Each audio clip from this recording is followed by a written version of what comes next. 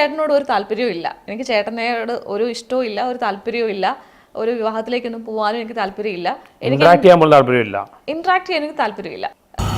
നീ വിഷമിക്കാണ്ടിരി. എനിക്കെന്ത് വിഷമം? എനിക്കൊരു വിഷമമില്ല. എനിക്കൊരു വിഷമമില്ല. സത്യം പറഞ്ഞാൽ മടുത്തടാ. നിർത്താൻ പോണേണല്ല. എൻ്റെ പൊന്ന് സബാനെ, ഇതുകൊണ്ടൊന്നും നീ പരിപാടി നിർത്താൻ പോണില്ലെന്ന് എനിക്കും അറിയാം, നിനക്കും അറിയാം. എടാ പോയത് പോട്ടറാ, നീ അടുത്ത പരിപാടി പിടിക്ക്. എടാ നിനക്കുള്ള എന്തായാലും നിന്റെ അടുത്ത് എത്തും, എൻ്റെ മുമ്പിൽ വന്ന് നിൽക്കും. ജാങ്കോ സ്പേസ് എന്ന മീഡിയ ചാനലും അല്ല ആങ്കറും എന്നെ വിളിച്ചിട്ടുണ്ടായിരുന്നു ഇന്റർവ്യൂ ആണ്. ഞാൻ ഒരുപാട് ഇന്റർവ്യൂ അറ്റൻഡ് ചെയ്തിട്ടുണ്ട്. പക്ഷെ ഇത്രയും ഇൻസൾട്ട് ചെയ്ത ഒരു ഇന്റർവ്യൂ വേറെ അറ്റൻഡ് ചെയ്തിട്ടില്ല. എന്ത് പറ്റി രമണ? നേരത്തെ കഴിഞ്ഞ ഇന്റർവ്യൂവിൽ പെരേറെ ഇൻസൾട്ട് ചെയ്തിട്ടുണ്ടായിരുന്നു. ഇവനൊന്നും നമ്മളെ പോലെ സംസ്കാരമുള്ള കുടുംബത്തിൽ പറഞ്ഞവനല്ല കരിമിക്ക. ആ ആങ്കറിന് ഞങ്ങളോട് പുച്ഛമാണ്. പ്രൊഡക്ഷൻ മാനേജർക്ക് ഒരു പുച്ഛം,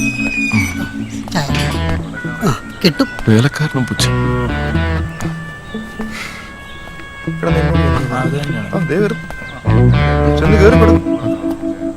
വീണ്ടും പുച്ഛം. ഞങ്ങളോട് എത്ര പുച്ഛമാണ്, എന്നോട് പേരുടെ എത്ര പുച്ഛമാണ് ഞങ്ങൾ വിളിക്കേണ്ടതാണെന്ന്. നിങ്ങളൊരു മമ്മൂട്ടിയെ മോഹൻലാലിനെ വിളിക്കാം. അത് ന്യായം. എന്താ എത്ര പുച്ഛമാണ്? ഞങ്ങൾ പല ഇന്റർവ്യൂവും അറ്റൻഡ് ചെയ്തിട്ടുണ്ട്. ഇത്രയും പുച്ഛം കാണിക്കുന്ന എത്രയാണ്?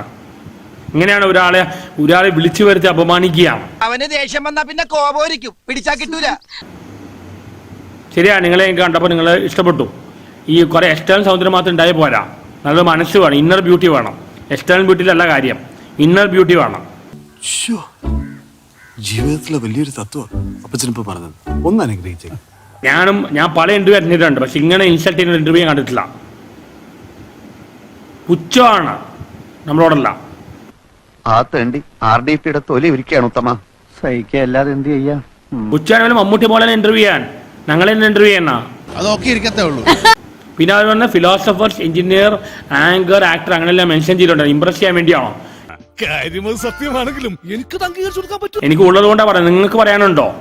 നിങ്ങൾക്ക് കൂടി തന്നെ ആക്ടറിന് പറയാം, ആങ്കറിന് പറയാം, വേറെ എന്തും പറയാനുണ്ടോ? നമ്മുടെ മുതലാളിക്ക് അറിയാത്തൊരു വകുപ്പില്ലാട്ടാ.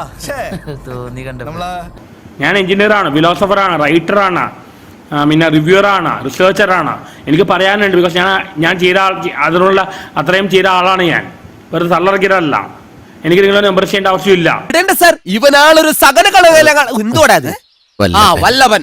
പിന്നെ ആറാട്ടർ വയറിലെ ഒരു പുച്ഛം. ഞങ്ങളുടെ പുച്ഛം ഞങ്ങൾ എന്തെങ്കിലും ഇന്റർവ്യൂ ചെയ്യാൻ ഞങ്ങളാരെയും പറഞ്ഞ് വിളിക്കാൻ.